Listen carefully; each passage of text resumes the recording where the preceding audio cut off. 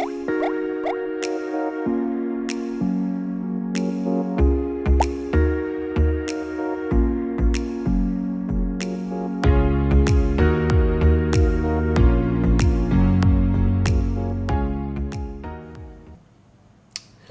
we are live. Welcome back to our it's our first live after losing our old account. We're talking to Tina Dewberry today. Just waiting for her to come online.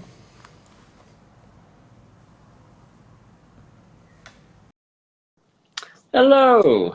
Hello. We got there. You made it. Yes. I was worried a bit there for a second. It's pretty straightforward. We've done a fair few, and they've made it pretty easy for us. Yes, thank you for that. No worries. Well, let's jump straight in. Do you want to give yourself a bit of a introduction, just who you are and what you do? Yeah, so my name's Tina, and I'm a self-worth coach and rapid transformational therapy practitioner, which is RTT for short. And I really work predominantly with women looking to really tap into connecting with themselves and empowering themselves so they can really live more, I guess, authentic and be true to themselves and have a more aligned, life and journey. Yeah, of course. Super important, obviously. So what's your story? Like, what's the journey that's kind of led you to where you are now, where you sort of dedicate most of your time and energy to supporting women on their journeys? Yeah.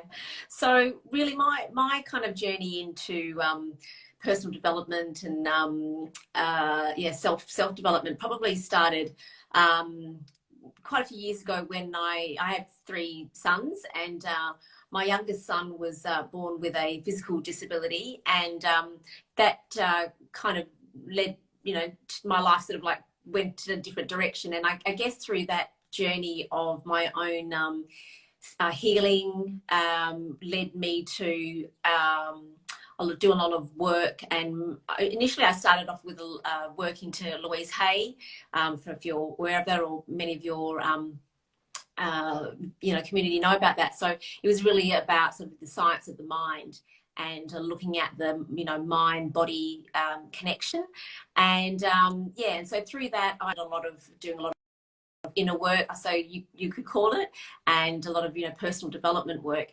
And as I said, that started from my own path of having to heal through my own things that were going on for me.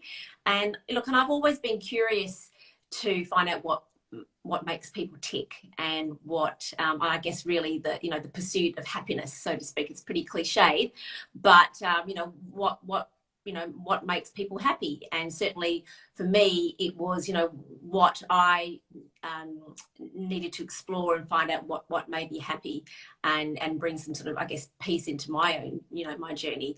And really, and across that time and over the years, I'd come across a lot of people sharing my experience of the journey that I had been on. And I felt that, and they would often say that, there were things that, I had come across, and by sharing my story with them, that helped them, deal with certain aspects in their life. So I guess that it sort of stemmed from that, and it really kind of evolved to where I could really take that on a more, I guess, a more professional level, and how I could really help people work through maybe some deeper issues that they may have been experiencing themselves, which has kind of led me to where I am now. Yeah, cool. Do you feel like the sort of the version of you before you started to explore this stuff was vastly different from you now?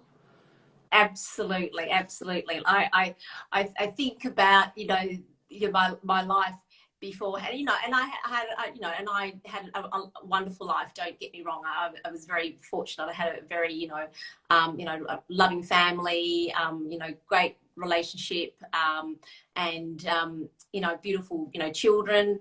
But there was something in me that I guess I couldn't quite put my finger on it, that there was some sort of thing that I thought was missing, and I needed to really explore that more, more deeply. And I guess as I'm going back to the situation like with my son, and so what really started that was wanting to make sure that he and my other sons as well were living their life to their their optimum, and living the best life that they could have, and giving them the best opportunities that they could have. And so I guess as I focused my life, doing that for my family and for my children, then came a point where I had to, I asked myself, one of the questions of, introspection was, well, am I doing that for myself? Am I living my true, living, my true purpose, or what my mission was, and my, living my truest essence. And so that's where I guess I started to, explore different modalities and different things to really kind of like tap into that a little bit more deeply, and get a bit more insights into my own inner workings. And so, and with that, I certainly evolved and became aware of, some of the limiting beliefs that I held, and some of my own narratives that I had going on in my head for, I don't know how long, my whole life really, and really unpacking them and changing that around. And when I could understand the power of that for myself, I really could see how that could benefit so many other people.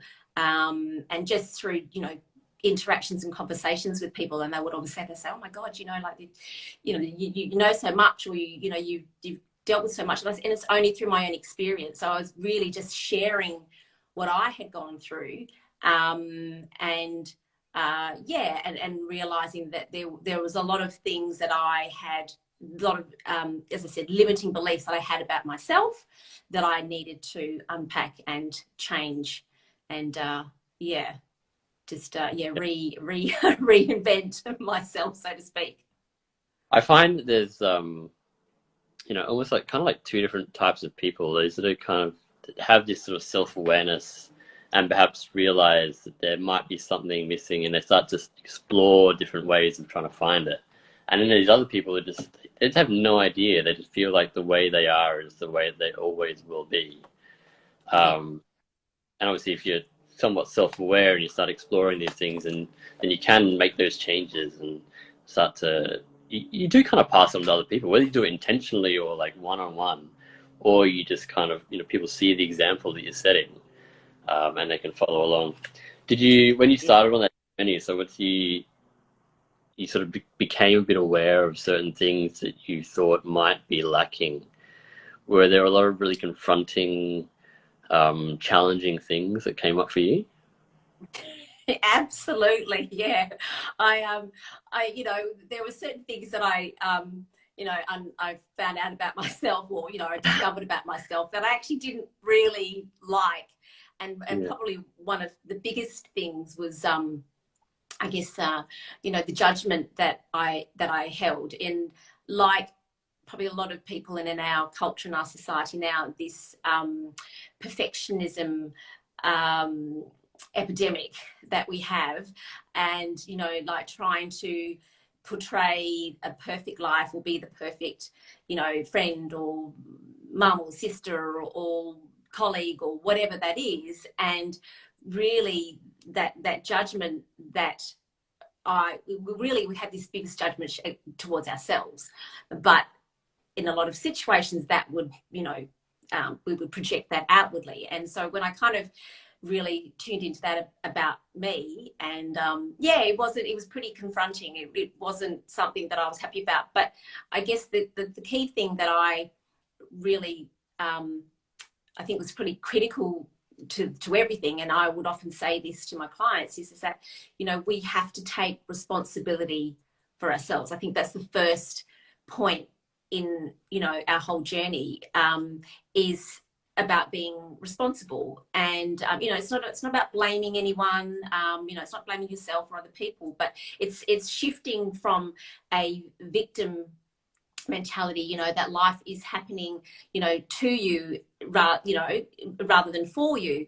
And I think once you start to take responsibility for yourself, for all the aspects of yourself, you know, good, bad, indifferent, however you want to, you know, put them, you know, I mean, they are just what they are, but also kind of, you know, being able to unpack and unravel, you know, how that came about, and, you know, some having some understandings of, you know, where they sort of stem from. And so, you know, you can then have a bit more compassion for yourself. And then when you actually learn to have compassion for yourself, and you start to forgive yourself, and you start to learn to love yourself, and, you know, heal yourself in all those, you know, little parts of you, and be able to accept all the different parts of you, then you can then, you know, do that with others. And, you know, I think then your relationship, certainly with yourself, changes.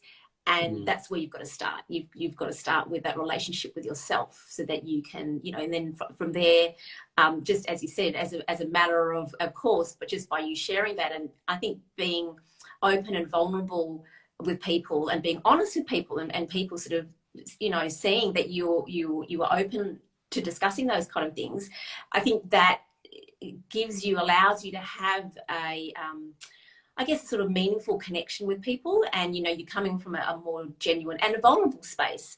And that, I think, builds a deeper connection, you know, in relationships. So, yeah, I'd like to think anyway that through you know, starting and doing all this work, that's been my evolution, and that's been my path. And, you know, look, I'm still a human being, James, and I'm still working on these things every day. But certainly, you know, the first place to start is by being, you know, aware and conscious of, you know, what those things are that we are working on, and trying to improve on ourselves. So, yes, I you know, the core things, all the good stuff that we all have and all are, I think, is always there. It's when those other little, you know, other little parts of us, which are maybe not so not so pleasant, kind of arise. It's about kind of like going, oh, hello, what's this? Let's work on yeah, working on proving that a little bit more. But yes, it's definitely I'm definitely a work in progress, and it's an ongoing life learning lesson.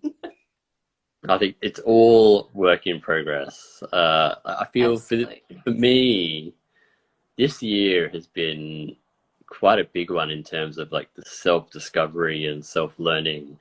And I mean, I've been interested in like personal development since I was like mid-teens. So I've had all this stuff, and I've, you know, the books and the people and that sort of stuff influencing my life. I'm 35 now. But this year seems to be the year where I'm You're just getting started, James. Yes. Well, that's what it really feels like. It really does feel like I finally, like a lot of these concepts that I keep hearing as I've been growing up and reading these books, that I've always had kind of an intellectual grasp on, that I've understood the concepts. But this year seems to be the year that I've actually like started to really feel them, and actually feel the truth in them, and really diving deep into I guess a lot of the things that influence the way that I am now. And human relationships are really powerful for that, obviously. Intimate relationships, definitely. You know, I recently I got a dog this year, a puppy, and I've even found that, you know, you know, one-on-one with this puppy is actually reflecting a lot of me back to me. Like I catch myself thinking things about this puppy, and I'm like, no, wait, that's me. Yeah. I'm like, oh. Yeah, no, totally. Oh, look, that's gonna be me in a couple of weeks' time. But you know, having had kids, I don't know if you have kids, James, No. yet, but yeah, and it was interesting. I was having a conversation with someone the other day, and who was single, and, you know, like, you know, we were just sort of, you know, talking about their life and what have you, and, you know, I was sort of asking them, you know, about, you know, relationship, and was that something that they were sort of looking into, and they'll come, oh, you know, relationships are hard, and it's like, yeah, relationships are hard, but the truth is that's where, you know, relationships are really, just like you were saying with your puppy, really mirror back to us aspects of us. And like we were saying earlier, it's when we get these things that maybe aren't quite as you know, endearing, that it can be really confronting. But it's being able to embrace that and harness that and kind of like go, okay, you know, without judgment and, you know, without being harsh on ourselves, like, okay, let me just sort of look at this a little bit more and let me kind of like, you know, like unpack this a little bit, like, you know, where does this come from, you know, or why do I think I'm doing this, you know, because really all this sort of stuff, you know, they all stems back to, you know, I guess childhood, inner child wounding or healing, if you know, that's the truth of it. That's pretty much when we're in, you know, intimate relationships, or when we're, you know, confronted with sort of like challenging, you know, in relationships, and we have some kind of raw response or reaction. Really, it's because we're dealing from either some some unhealed emotional wound that we've had as a child. And we all do it. And, you know, even at my age, and I won't tell you how old I am, James, but I'm much older than you. Okay. You know, we still have that, but it's being able to kind of catch yourself in that moment. And, you know, I think it's not until you go through life and, you know, you have lots of different experiences that sort of challenge you. And I know, you know, in the last few years, certainly with your business, you know, you've had an amazing growth and you've probably had a massive learning curve. And not all, you know, fun and games and a bed of roses, I'm sure. But that's where, you know, that's where we learn about ourselves. We learn about our strengths, we learn about our weaknesses. You know, and then we can choose, what are we going to do with it, right? So, you know, sometimes I think maybe in our earlier years, you know, in our 20s, you know, we're just living life and, you know, having, you know, living the dream, or, you know, just, you know, and that's that experience, and that's fabulous. You know, it's great. You know, as time goes on and, you know, you have more or set more goals that, you know, whether it's, you know, in relationships or family or finances or career, you know, you're kind of like, you know, confronted with a different set of, you know, things to kind of work through, and, you know, a little bit more challenging there. And yeah, and that's where you kind of get the tests. But you need to have the tests. If you don't have the tests, then, like you said, everything is really just intellectualized. You know, Yeah. It's still theory that you've read in a book or that you've listened to some podcast or whatever. It's then being able to put that into practice in your life and really embody it. That's when you know it. And that's the difference from learning it to understanding it and to knowing it, you know. And I think, you know, when you kind of go through that process, you know, and you look back, and I'm sure you would look back to different scenarios, I don't know, maybe even 2, 3, 4 years ago, and think, you know, how you might have dealt with the situation then to how you would do now. You know, are there any differences? You know, I'm sure they are. And, you know, what are the things that contributed to that being different for you? Yeah, it's pretty, it's challenging, but at the same time, that's where the growth is. We have to get tested with the tricky stuff to know that, you know, we've learnt and understood it, you know. So it's not just theory in a textbook. You know, we're not just regurgitating it, we're actually living it and breathing it, and you're walking the walk, not just, you know, talking the talk. It is fascinating, I think. Like, I'm enjoying the process. Like, it's definitely challenging. Yeah. But certainly enjoying this deeper dive I'm having into me and some of my own thoughts and beliefs. Yeah. Yeah. And I think if you you know, and if you can look at it that way, that, you know, like, you know, every experience that we have is just that, it's an experience. And if we can try and shift away from the, you know, labeling it good or bad, and just think of it, it's, you know, it's a learning, it's a lessons, it's something that we can learn about. We're either learning something about someone else, or how to manage a situation, or ourselves. And really, if you're learning about something, you're growing in your consciousness and your mindset, and that's a positive thing. So, you know, if we can sort of move maybe in that space, I think it can, you know, maybe appease some of the angst that we can hold, you know, coming up against, you know, different challenges. It's not easy. But I think, you know, if we can sort of start to shift our approach and our mindset towards it, so, and our perspective, if we can look at it a bit differently, then hopefully it helps us to kind of move through it with a little bit more ease and a little bit more grace. But yeah, one step at a time. Yes. Grace is Yeah. the word I was thinking of as you're saying that. Yeah. Um, Yeah. I want to jump onto like, a thought that has been on my mind a lot lately is around, I guess, well, honestly, for most of this year, I've probably been a little bit, I guess, lost in terms of like purpose and meaning and what am I doing. So I want to get your thoughts on, like, first of all, what that kind of means, meaning and purpose, and how one might go about exploring that and perhaps illuminating that for themselves. Mm. Yeah, and it is a big it's a big kind of drive, isn't it? You know, like finding your purpose. And I remember, you know, years ago when I was on a meditation retreat, and you know, it came up, and I was just like, oh my God, find my purpose. I've got to do something, and I just sort of always had this, like, you know, this not panic, but I was always stressed about it. Like, you know, I've got to find my purpose. What's my purpose?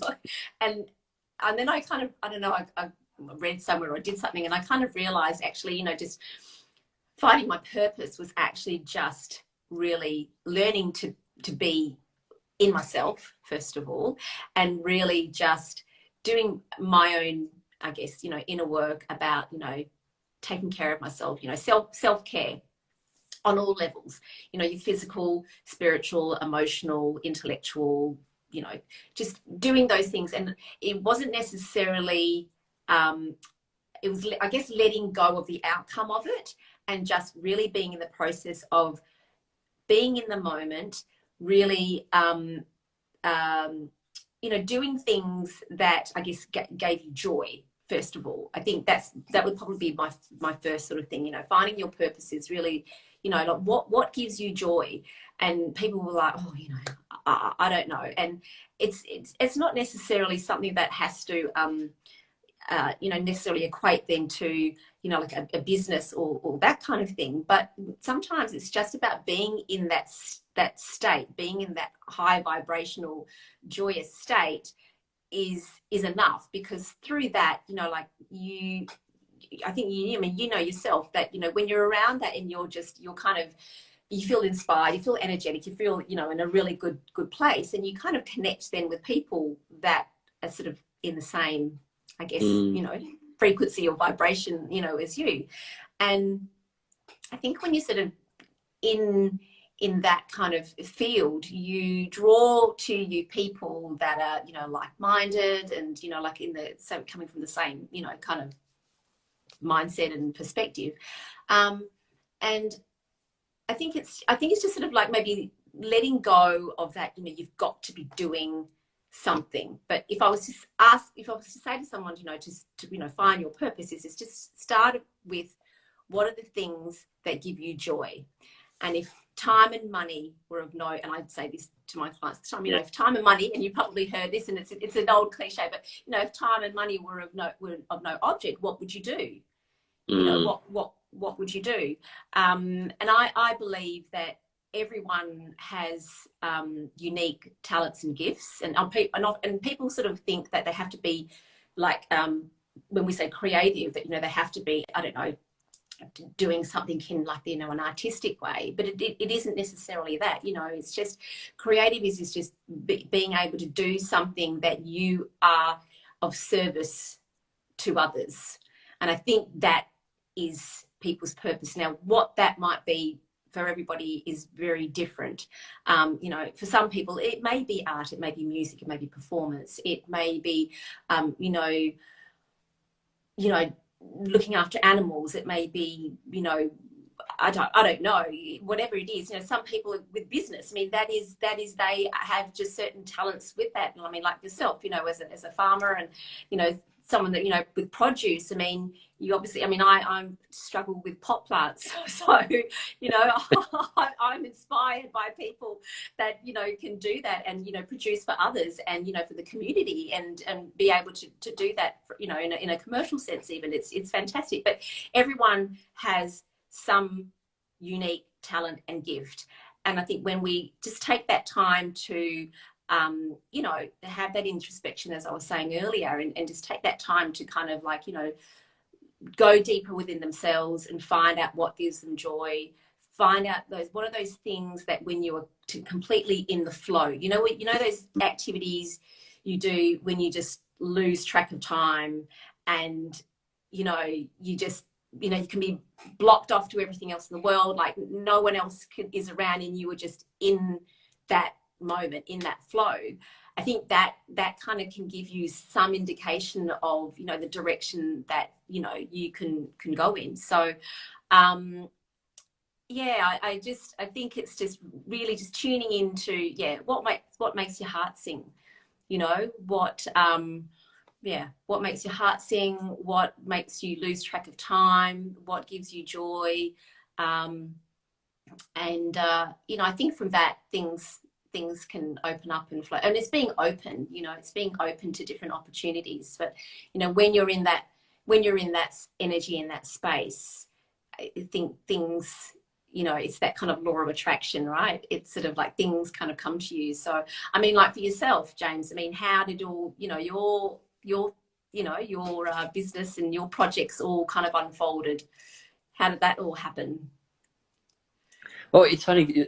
There's this quote, and I think it's attributed to Steve Jobs, that life can't be understood forwards, only backwards. And it's like when I look back over my life and all these sequence of events that have led to where I am now, it's fascinating. And I don't think I could have planned it. Like it was really just kind of one step at a time. Like, well, I feel like doing this, and I do that, and then sort of the next thing unfolds, and all of a sudden, you know, I've got this business, and Yes. I've Yeah. created this life that, like, yeah, and I think that's years ago and written this out, like, I probably would be nowhere near it. It's just kind of fascinating.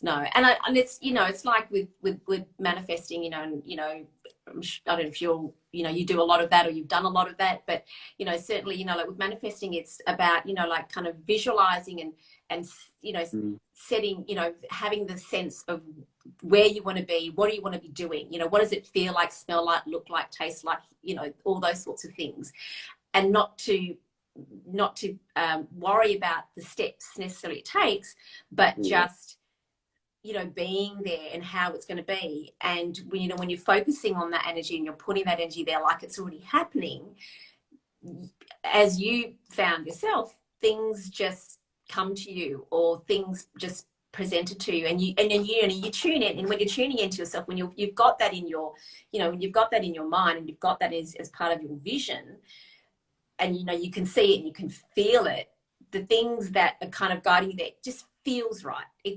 You just feel like, oh, you know, I'm just going to explore. You don't know, but you know, it's just something that it's hard to kind of explain and put into, you know, like logical, tangible words. But you know, I think that's certainly what's happened for me as well. It's kind of like, you know, I envisaged, you know, where I wanted to go, what I wanted to do, and I've just trusted that, you know, like if that is my purpose, and if I'm, you know, aligned enough, if I'm coming from a really, you know, a really authentic and, you know, genuine place, then the things that will need to come to me will come to me, and the people that I need to meet, I'll meet, and the excuse me, the different things, circumstances, situations that will present themselves.